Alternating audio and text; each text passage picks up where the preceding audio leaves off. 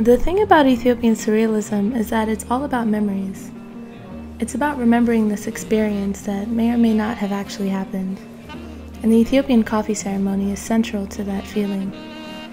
It's about remembering this experience of waking up early in the morning and there's incense burning and there's coffee roasting and everyone is all in the same room sharing space. You're drinking coffee, but you're also with your family and you're sharing this intimate moment with the people that you love. It's a sensory experience, it's an emotional experience, and it becomes really entrenched in your longing for family.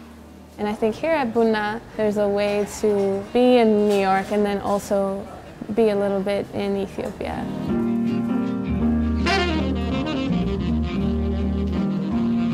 We try to incorporate most traditional Ethiopian cultures in here, so music, food, and in addition the coffee ceremony. Coffee making has been just the women role because of how we are gender biased and how we, dedicate some type of work for men, some type of work for women. But you can look behind it and be like, oh, the woman is the one who's hosting this ceremony, and especially if you see all the different subcultures, that's why they do coffee ceremony in big. It's like when they want to make peace, when people quarrel, they want to bring people together and make peace. And those days, coffee is a must to happen. The woman is the one who's hosting this ceremony. So she's also going to play a role like in peacemaking. We can also call it like, oh, coffee is a peacemaking product.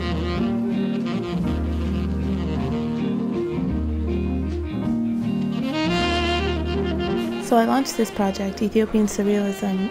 It's a multimedia platform where we can communicate with the past, and the past can communicate with us. I'm continuing it here at Bunna Cafe with a photography exhibit.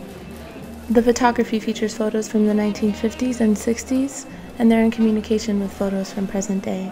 It's the backdrop of Bunna's coffee ceremony to illustrate the relationship between tradition and nostalgia.